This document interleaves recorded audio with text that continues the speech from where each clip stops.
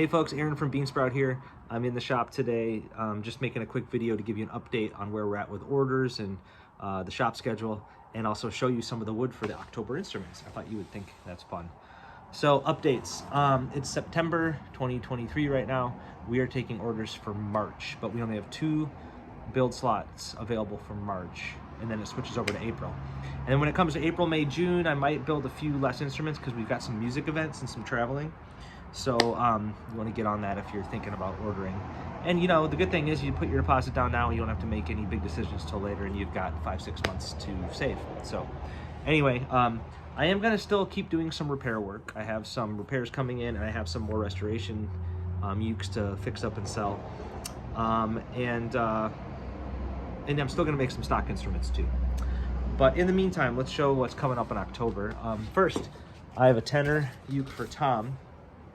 It's got this beautiful curly Porterford cedar for the top and some curly walnut for the back with some grafted sides. This is a walnut tree that I helped mill. It's going to be a really good look, dark and rich looking. And then we've got Stephanie's alto uke. She's already got several instruments, but she wants an alto with a really bright sound. So we're going for a bear claw spruce top and a really curly koa back and sides.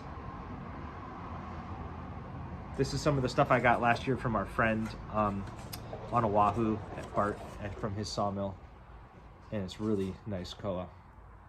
And this is the really hard, dense stuff, which is good for back and sides because it really reflects sound well. So this is going to be nice. And then you guys know how I've been using this cedar for many years that came from a water tank from Vashon Island. Well, the guy who's been sending me the wood for that has decided to order an instrument. So, of course, we're doing the water tank cedar for his top.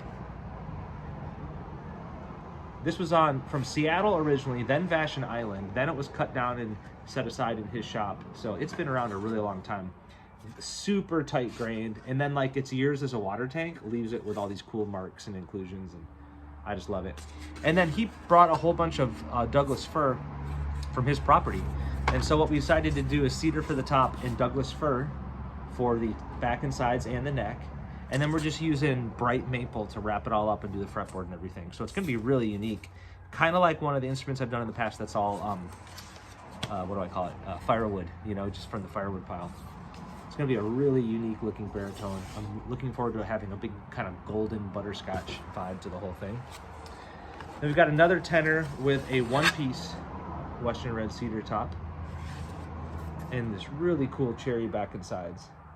This stuff has like these little bark inclusions and some wavy curl. It's really nice. And this customer is going to do the rounded Santo inspired headstock and then Brazilian cherry for fretboard and head plate. So a real dark red, rich look to it. Looking forward to that. And then Nicole just came in the shop and said, we need to pick out the wood for the next Scout uke, and I want to pick it out some fancy stuff. So what she decided on was this red cedar top with the cool stripes, and then stripy mahogany back and sides for this Scout, cedar neck, a really cool grafted walnut fretboard headplate bridge, and then I think we're going to do some rope binding around the whole thing. So look for that one in a couple months. And then some of you on social media noticed that I've been chopping up these big chunks of what I thought was a mystery wood, but I did decide was mango. I use mango a lot with my MOA, but it's been so long I kind of forgot about it. But it is a really good ukulele wood. It's kind of a mid-density hardwood, softer than mahogany, and it kind of has that mahogany koa sound. And it's tried and true ukulele wood. So once we started to mill it up, I knew this was knew it was mango. I decided to make some backs and sides out of it, and I got a test instrument going just for fun. So this is a tenor that's coming up. Mango top, back and sides. And this is one of the only sets that's not curly. The rest of it's curly. Quilt, and it's got curly maple binding, really cool rosette, end graft. Pistachio rosette, a traditional rosette instead of my normal sound hole binding. And it just really taps well. It's going to be nice. And I'm kind of looking forward to this. As you know, I wouldn't normally buy tropical wood, right? Unless I was sure of its sourcing and how it was harvested and its sustainability. And I just never had that for mango, so I never bought any. And now I'm to the point where I really don't buy wood anyway. I pretty much just use wood that finds me. So finding all this mango, you know, I'm happy to use it. I'm happy to make it go, because I already know it's tried and true, and it's beautiful. Maybe you can see what I mean, where it's kind of like mahogany, but maybe a little more colorful. So anyway, we'll look for this as a stock instrument in a couple months. Looking forward to that.